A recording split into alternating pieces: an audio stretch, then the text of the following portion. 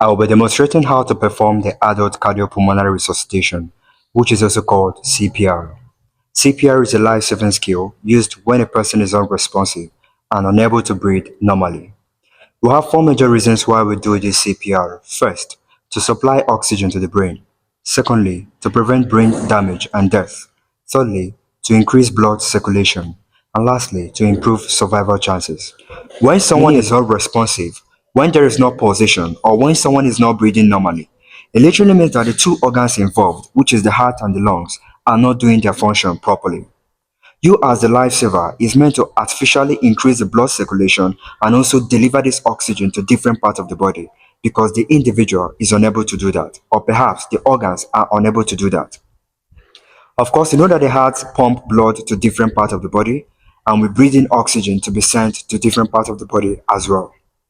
So as you are doing this chest compression and rescue breath, you are doing what these organs are meant to do in order to save the life of the patient or the person.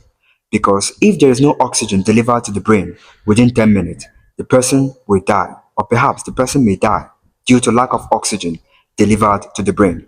Because for the brain to function effectively, it needs adequate oxygen. So I'm going to be showing you 8 steps on how to perform this cardiopulmonary resuscitation. Watch this video. This might save the life of a family member. The first thing you're meant to do is to ensure safety. For you to perform cardiopulmonary resuscitation successfully, you must ensure that the environment is safe for the lifesaver and also for the person being saved in order to prevent complications. Now, secondly, you also have to check for responsiveness.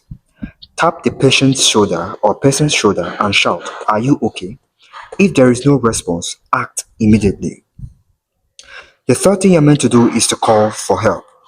Call for help, ask someone to call emergency services and bring an automated external defibrillator or AED if available. The fourth thing you're meant to do is to check for breathing and pulsation.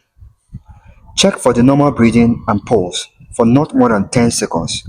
If the person is not breathing or only gasping, you begin cardiopulmonary resuscitation.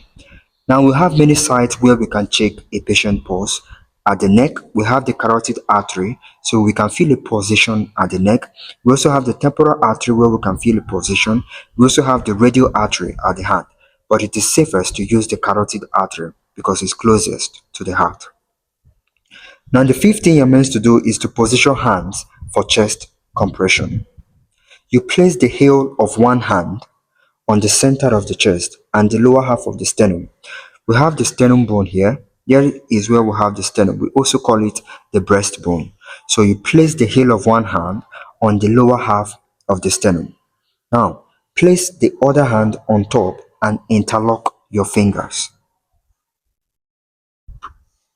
Now you have to keep your arms straight and shoulders directly over your hands.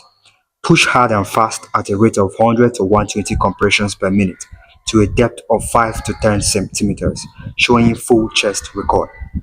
1, 2, 3, 4, 5, 6, 7, 8, 9, 10, 11, 12, 13, 14. Please, as you're watching this video, don't forget to click the subscribe button, like, and comment. Thank you.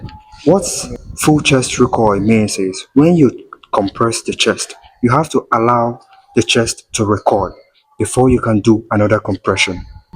After 30 compressions, open the airway using the head tilt chin lift technique. This means placing one hand over the forehead, then your 2 fingers below the chin. Now you pinch the nose and seal your mouth over theirs.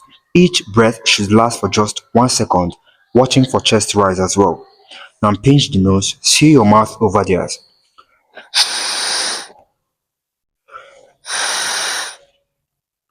Now, continue cycles of 30 compressions and 2 breaths until help arises, an AED is ready, or the person shows sign of life.